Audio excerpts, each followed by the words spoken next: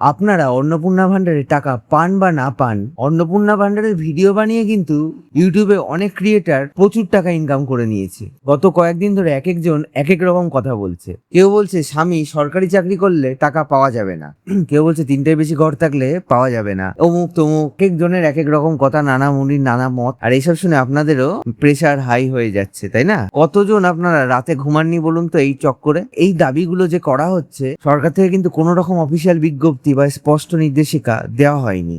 তাই শুধুমাত্র ইউটিউব বা ফেসবুকের রিলস দেখে আতঙ্কিত হওয়ার কোনো কারণ নেই। যদি আপনার অ্যাকাউন্টে টাকা ইতিমধ্যে না এসে থাকে, তার মানে এই নয় যে আপনি আর কখনো টাকা পাবেন না।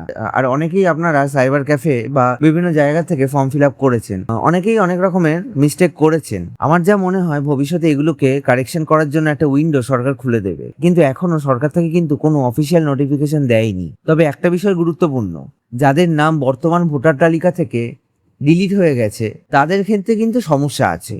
সেক্ষেত্রে আগে এই নথিগত বিষয়গুলো আপনাদের ঠিক করতে হবে। আর যারা ভারতের বৈধ নাগরিকই নন, তারা স্বাভাবিকভাবেই এই ধরনের সরকারি প্রকল্পের সুবিধা পাবেন না। তাই আমার একটাই অনুরোধ, গুজব নয়, সরকারি নোটিফিকেশনের ওপর নজর রাখুন।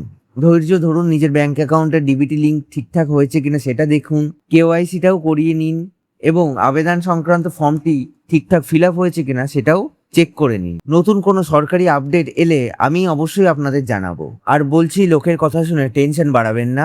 আর ইউটিউব, ফেসবুক এইসবের রিলস দেখে এক একজন এক এক রকম ভিউজের চক্করে তথ্য দিচ্ছে, এগুলোতে কান দেবেন না প্লিজ। যারা আমাকে ফলো করেন তারা দেখবেন এই যে নতুন মাইকটা সংযোজন হয়েছে, এই মাইকটা আমাকে গিফট করেছে আমার খুব কাছের একজন বন্ধু। Thanks Mayuk for this wonderful mic. একটাই কথা, বেকার টেনশন করবেন না। টাকা যদি না ঢোকে তাহলে আপনার আমার কারোর কিছু করার নেই। এই মুহূর্তে সরকার যতক্ষণ না পরবর্তী ব্যবস্থা নিচ্ছে ততক্ষণ ধৈর্য ধরতে হবে। জয় হিন্দ, বন্দে মাতরম।